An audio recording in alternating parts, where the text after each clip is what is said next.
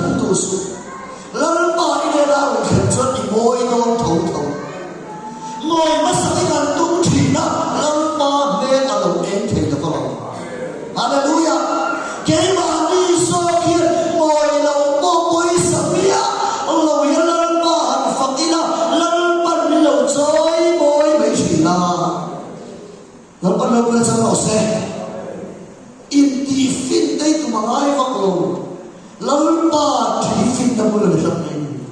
hallelujah ko ai suan ko vel fin nei pathian kan su a sa kan to mai lal pa nei tu su lal pa na fin thina pathian man ta chu mi ta pathian chu ke no va ge chu ra wa ta chu pastor ka la ki akhir tahun itu, mereka musim contoh, zirto zada juga, amane baik conti, atau mungkin zirtani, aduh mau mereka yang kami mabai pun sana makan siar mereka lebih baik, masa waktu itu cuy jangan mengenai dia, Allah yang tuh jangan siar, telai arau pun katanya. Karena tera cuna kalau saya mau maya kinu betina yang lawan semua. Haleluya. Haulah payah moi lah ini buat hal yang dia. Karena sifat luar tu isu yang dia rasa. Karena dia ni dah dia rasa. Lalu pada tu hal dia rasa. Tu kan tak kan moi tu kan ini. Kalau saya tu kan pasal lah tu kan. Minne. Bayar tiap silau zak silau lagi. David tu jumpa seru mana lu mikal ni lau zak anda kan anu yang sangat ketika lau kiri cina masih asakin terkenal patian family ini kamu terlihat. Mikal ni kalau zak mai David ni seru kau dalam David apa kan dihover kalau tu itu tugas seroga lah, kira ni cuma dia boleh kira kalau dia tiap lama. Masih, mikirnya sebelum tu proses dia tapi dah nanti mesti. Hei, ini macam kalam lagi. Kalam masih kalam ni dia. Haleluya.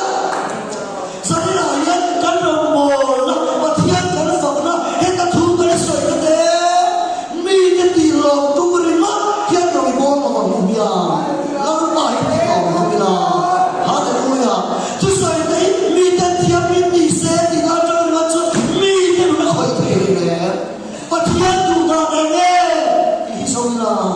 Ta chuan mi ten sak na lo le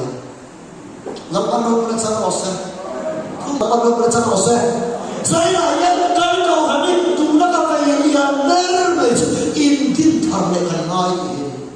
in din thar le ku sai la ko yen chu lo hoi chuan thu ta ko ma thu soi ka tu ma ha lo thu ka soi na ka pastor lo thu ka soi do na kan sa man chin sa ma ko pa le tan ka soi le sai ha ni pu ya kan to be do la ni e ka ro pa ten e la ya ne le pon chen ta me chuan an tu te ro ko ni mai che ya ka na ve pok ma ya chu te chung chuan me li lu la le ni ngai me pu tu ma ka ma hi lo chui ka lo ma rong bol na chen ka ta hi chuan lo me ta bi lo me cha lo me soi tu ha ya ni ngai me lo me lo ru chu tu si ha le ya te soi ke lo tu tu na chuan ni lo Rabin amin bayan tikya chawa orang komiti ta chuma hilang pai so mi lo to kan so ane ichole ka thian de so mai thiang lo kan dia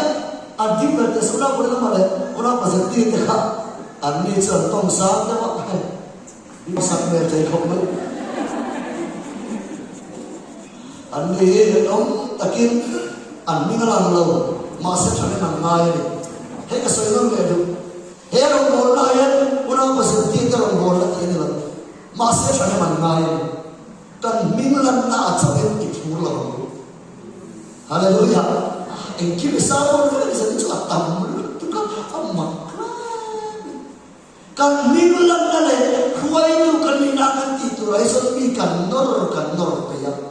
ma se kan lan ve ni lo na chu kan chu dai thai ti chu pa chien ma lai si ya ai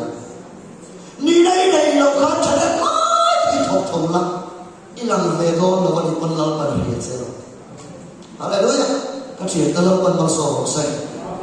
ti la ro bo la ya ta ka ro bo la ro ke te na na ban poi mo lu tu kan ni ti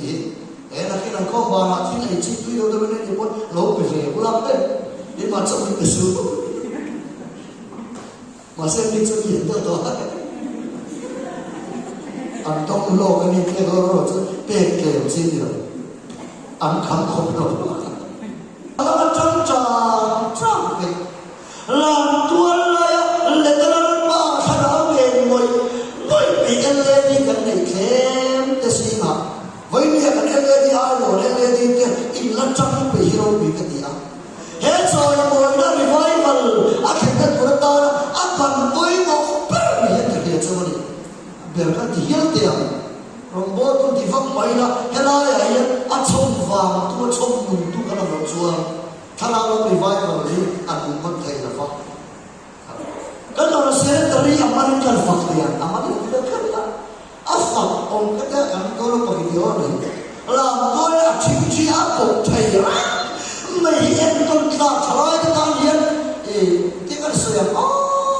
กันตาทลายมันไม่ได้กันมาไงเวลาเรากำลังผู้ชายวัยนี้เราไม่ใช่กันตาทลายมันเด็กอุ้มยังอันนี้ก็setelah dia nak cuma biasa, setelah itu orang tu yang tu dia betul dah saya lelok tak tahu apa. Lalu masuk saya kan kau mai, henti yang orang minta, henti orang dari ini, dan celai si, orang komiti membuat tu boksi, celai nak buat boksi kan, api dunia tu kan ni, afuai kau tengok ni kerja, minta cipta orang lain tu, celai kita ni. In en po karena ama vahe din tu po kayo si alaya halam tu na ko kimchi karo ui kati karo ba ti chonai kan senior pastor Benson at inzan chami ma mai ko ma karo si fakong kapati smart takin Benson do na mon ta na na ti sa kai ve or relo tu chu bai ka pa ko lo tu na chu pa thiam pa so na ka dong na chole tu de wa kamu bilang berbagai banyak kita itu, nentai orang kui cari kami suka lama ya kami suka itu, masih orang kui tu siapa, Allah orang bupal tolong mereka tidak cerita, ada lupa mau dikalah, jika ada orang cuma seorang mengkan kerau tersok, tahun dia pergi. Zolai, esok kira kamu musuh tumlek pasal. Ezekiel musuh tumlek masai.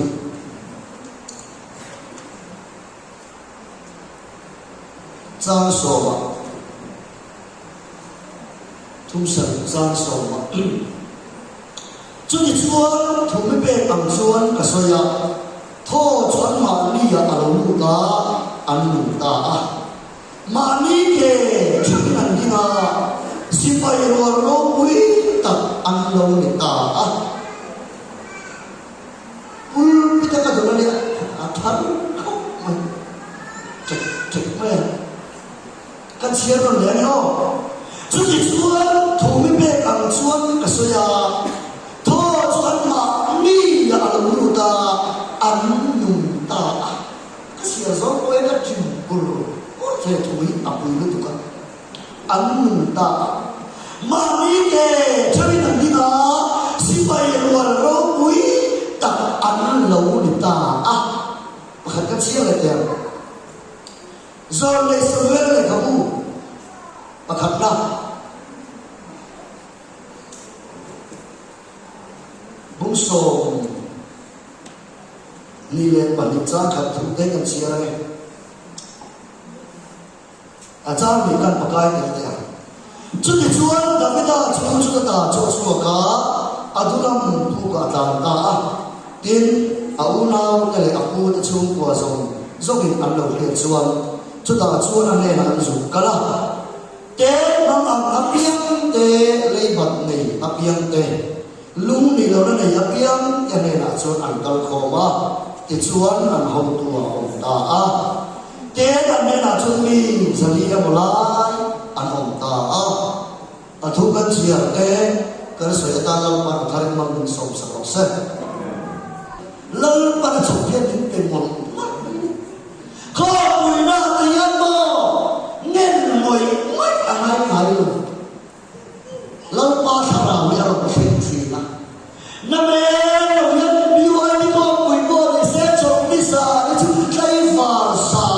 itu jenderal Jawa lo, biar biwa đi một thầy vào sai cái gì à in cần còn mấy bây giờ có cho bây giờ là hiện ta đi ta thu cả thế đó hay không bây giờ không có khai sắc bây giờ lúc này khác khai lúc thì không có khai lại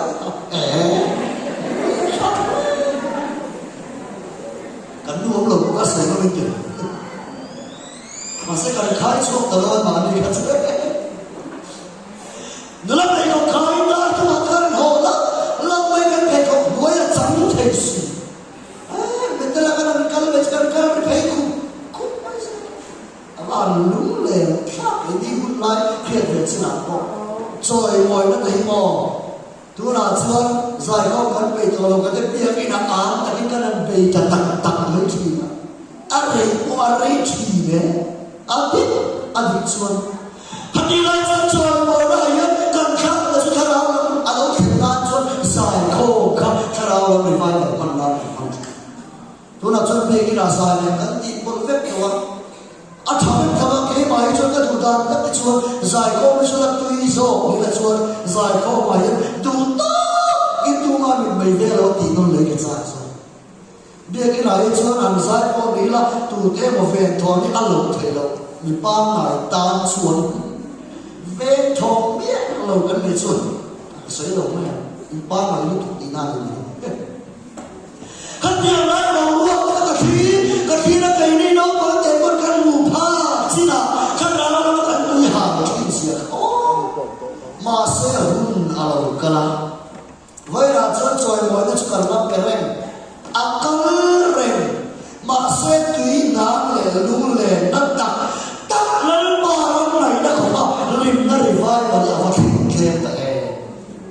chú chuan cái chú thì mang ăn đi, ở mỗi tuổi cái thằng về chỉ là hòa bình chú mà xây về được chắc, mà đi ăn xây tuổi về nó là cần mua sẽ cần này câu cần lim lại đặt cắn nặng với ông ai rồi Pastor Sang xoay mặt đi tin thà xoay mồi na và cầm cái khao lại được tiền ăn kia tin thà xoay mồi na vẫn ăn và cầm na xoay mồi na biết sang khao câu cần lim van xoay là mà ăn lim lâu nó có vàng câu cần ăn lâu lệ thầy na xoay mồi na có tất mấy tôi chỉ bắt chiên tôi không pha cái gì mà thì có thể được sao hàng ngày tôi về mà tôi em một tăng thì cho cần tiền ai mình thằng này tua su hết đi ăn xe mình xuân rồi ngồi đấy cái lục lầu tiền cái là tua xuống lên ta xuân rồi ngồi nó bê cái hiểu tiền to hết ai xuân tua xuống cần nó chọn bây giờ bia lâu cần bia lâu còn thêm bar sáng đó là cho cái ngồi như thế mà đi ăn lúc sau là rồi ngồi nào mà kem xia về nó là cái lâu này speaker nó sao nó khá để sao cũng thì tất cả tầm lục xuân cái sai đúng ta chú rằng ý là hiền hệ nó là hiền lớn bằng những ta chỉ trả lại cái không liệu là cái đúng chưa vậy cái trả lại cái không liệu là cái đúng chưa vậy sao nó thấy cần tùy tổ là mấy sao nó thấy nó mình bắt đầu làm tuôn lại hallelujah nghe cái thầy tuổi sống tuổi cần khát tập hát mấy nào hết tại hiền tuy là tôi có bậc phụ lên chú chuan mình tập mình bề sơ hallelujah nó bao phát nó sẽ hallelujah cái mà đi cái phim lúc ấy cái tình thì chẳng thấy à chú nó còn bị rồi tùy đó rồi sao các bạn biết cái gì biết cho chẳng thấy đâu các cùng tây các bạn toàn đã thấy gì cái không bề đâu lúc tụt trang cho lúc đã đón cất tiền con gì vậy Arandari mà sẽ ngọn lò chủ con nu tên phát tên ngày nào là những si ngày thâu đi phát đầy đủ những si mà in đua mà lâu chủ con phát tên cho cái tuổi cái thịt sạch ăn giò câu cần hiya tua nói tu thịt sạch tu mi cái đó là đủ thế cái đó là mà ngày con nó vào đi nắng lệ đấy cái sạch vàng là cái thịt sạch ai có đi Hallelujah. Chúng ta đều cho các chú sĩ là khai mưu thế nào. David đã hi là số là làm nhất anh phán sẽ là mấy câu mà. Và chiến kriat thì bị tổ. David đã chân xin thấy mấy nông thổ phiên chiến về rồi. ngày nông lụt rồi mua thằng bao là nó lấy electric về à chúng ta sao còn phải chú bắt đi ô mình túi cho nó mình cái rong bò là cái ăn rau quỳnh bông cái bò nó ra về cái bà thế lần ba là mày cái bà thế nó luôn đấy cái làm cái rong này mà dan cái rong quỳnh cái gì nó sôi là lần ba nó là phép tôi là David đã khuyên thì đó mà sẽ là sôi là nó tàn chế nó tàn chúng ta tàn chế là chúng chúng khẩn sự Filistia sila akisane han kanu loko masena lo bidang tin lo mai the la ba tha ta kan du ani David ay adir tak tak kawar ko mai adir masasin ko khane haba akhabe ya asil ki ka khabulu ya adir mai an tha la ba ni an chu ka tu ma akisa pe chen te wai mi ti hi Hati cuma anti rindu mereka, tapi dah impar cancu ada berangkat.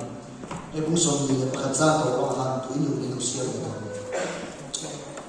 Kita tapi dah sudah kacuan semua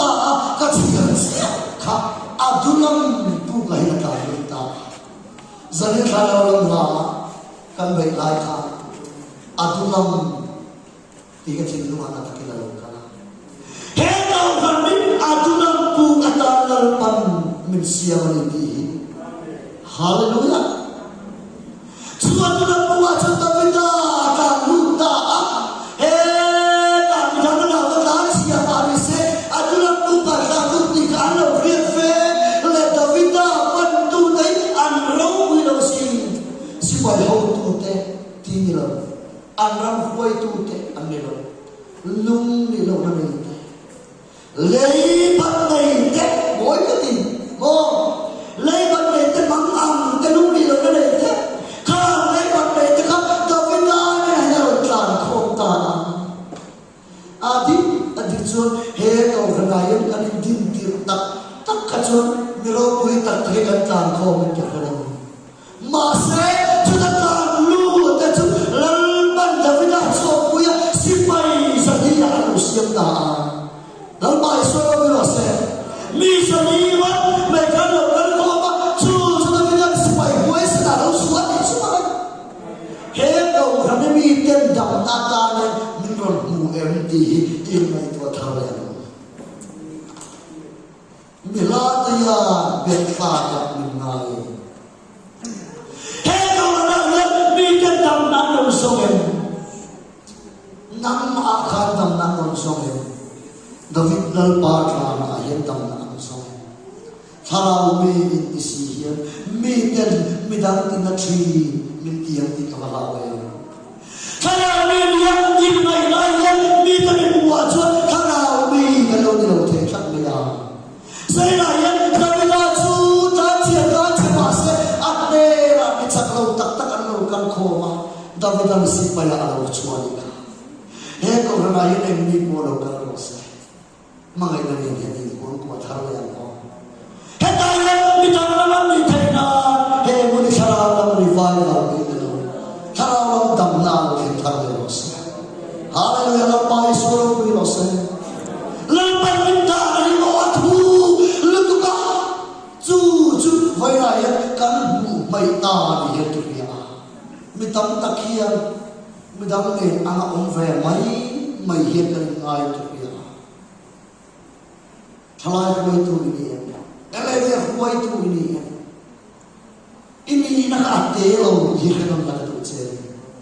Hei kau lagi dalam alam mau tu macam cina hil tu kan, aku suak kan lagi boleh. Cuti lagi kan tidur kalau kita sekian lah kan, ilu lok teh, kan tidur mah. Cuti yang tak kau ganti tahu. Kan mau ni kan hil lagi tidur kalau kita, jadi pulpita lo sini. Ezekiel Israel mi jadi lalpan patua apa dia sini lalpan masa dah lalpan sudah semua aku musuh tu pasal saya katakan angai non cakap lagi lah lalpan harau jual min huai jual ruang lai takak minta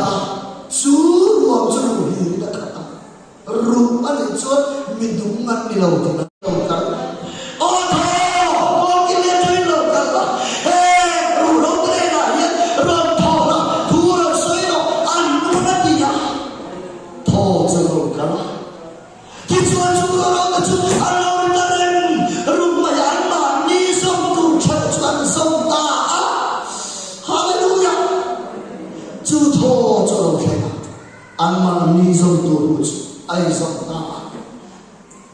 Tafrin aram tuama, tisa aram tuama ya, atsunga funi aram tuama, atau apa yang dia ditaka, tijuan tahu laluda, alaluda, sipai warokui, taka lalu pandang sekenta,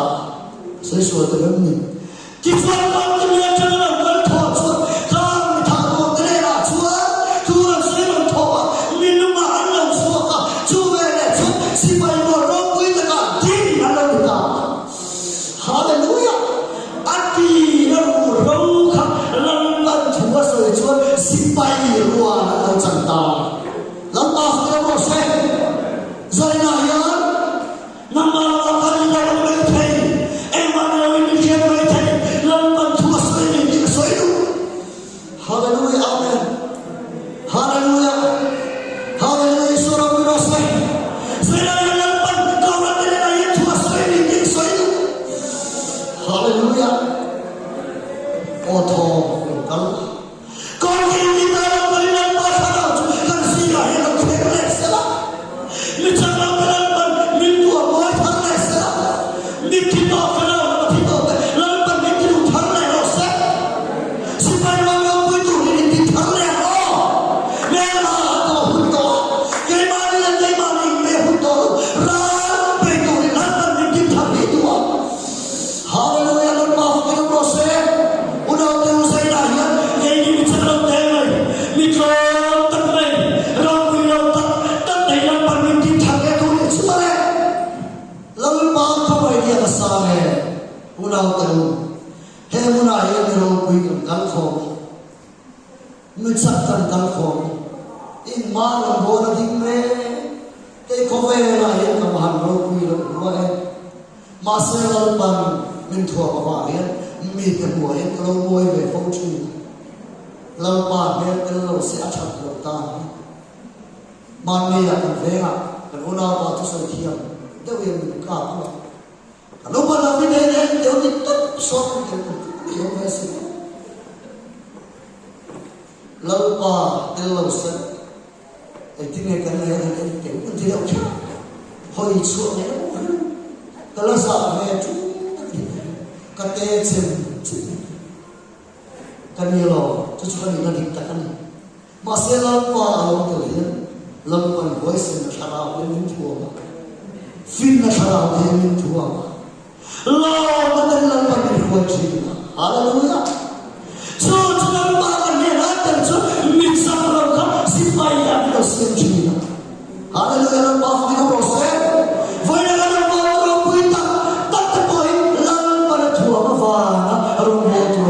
Wali tiri ila kawan tu, orang tu zati lahian, nam malam ini dah sejauh ten baik masih makian ni cak untuk dia saya. Kipulah tu orang fon sopul pula, sirdi dalam dengan rum aroma, masih tak cuan isuan kait cuan kipulah tu fon haureta, hallelujah, anak kipulah tu fon cuan. Nalu santan dia. Israel mandarai muka moyan suasana. Tuin pui sedar jemput. Mayan luar pada luar. Tuin pui dia ni. Tuin fikir dia ni. Masih. Tuin pui senjung apa kan. Anpatian kan. Cuma lalu dia. Masih yang tiada milika. Anpatian. Tuin pui senjung. Kerana pokok ini. Kamu dah. Fahina yang kan patian yang satu. Lalu payah satu itu. Cuma patian saksi suang air patian ini jangan lagi kau orang kesini lagi sebenarnya kedua. Ulau tu tangan tangan hole don. Kan bangun cencu mereka tangan hole don. Mani cewek ini taruh di cái song tu chân lăng ban mình tin thằng này hi tu này hallelujah mình tin thằng này hi tu này mấy cái nó mà hôn to là ta mấy mày là hôn to là thế nào thế anh luôn nói hôn to là ran đâu tu thân đi cái là cái này bị mất gì rồi man mua cái này chẳng chắc xuân lần bằng quay về là anh chẳng đâu man mua cái này chẳng đâu bao nhiêu khá là mấy rồi thun tắc ai nó thằng này nào hallelujah mình bảo làm bộ sống thằng này cũng chưa vấn rong bol tung mê thì quên bố rồi rong bol là thịt lũ đấy của thằng này cũng biết trong khi nào sai xa càng chi tiết càng phản cho anh ấy để càng có tiền sai thì tôi làm này bây giờ là trên cái bar đây bảo mình không bảo là sản tiêu là cái đồ cái là cái là pas buat thì nó mình nhau nữa cho soi qua là thiệt đó là gì mà sẽ thu hậu chắc nó soi thiệt mình cái là không chơi chắc là lạc chuột là tu sao nó là khảo chuột chỉ chuột rồi mình thằng ăn cỏ nó đi chín đâu ăn nó hoàn nó lên thì ô ăn là hết chiếc rồi ăn là toàn thế cái rồi lại có mình thì ngay về này chẳng ai mà tiền chẳng ai làm sai thì làm sao để thiếu cái thì đủ thế này làm sao để nó ăn làm gì chủ thế làm sao để thiếu thế đâu apa ini dia cara làm sai chắc thế đi tiền nó sửa được tiền sai chỉ để quay cái phim của về này sai rồi chứ không muốn nó bị lẹ vur cara làm sai để nó làm thế lần ban ban cái này chuột ta cái này cái không phải là cho số mình tận tận sai chắc là không phải rồi anh chú chỉ là cái chú này chuột ta này chuột chuột thế sao số một chú này mà chú đầu tiên chú cha đầu phát sinh hey cái này siapa cái này chú này hallelujah sai rồi chứ ô là anh đi đâu làm sai chăng anh đi đâu làm thì khác gì đấy bây giờ nó bảo chúng ta đi thẳng rồi lần ba cái năm là thấy một cây chúng ta sửa được không lần ba là khổ nó bị tệ cái gì à hallelujah cái dòng từ cái năng lượng cái kia cả đông xia phật chọc điện cái kia mà sẽ phật chọc lộc thì quân một xí này ấy sống cái gì à hùng thằng làm cho hùng cái gì tung cái dòng một xí ayah cái gì lại cái paket tuy có chuối xin cái gì chứ UPC cái nào cũng thì có bỏ bỏ cái cái cái cái dòng tật tật lại chuối hết rồi hết nó bãi này là chạy đâu cả sai rồi có mà xin nó bấm mua nó cũng phải đâu nó có cái gì kia không chứ cái sống cái tán tật tật lên UPC cái nào tật tật đó liên tật tật lại cho nó tiền ba phải thì đâu trong khi nó đang rất nhiều đầu tiên cần ăn đến sao rồi apa rồi đi đâu thì cái nó lên bà nó cứ khả năng không mất người ta sẽ đi đâu rồi chúng ta sẽ tìm bên đi không cho nên là cái gì mà chú cái gì apa rồi im im bà này hết thì bà bà sao thì bà này có ai đâu bà là cho nên bà nó vào cái năm người ta làm cái gì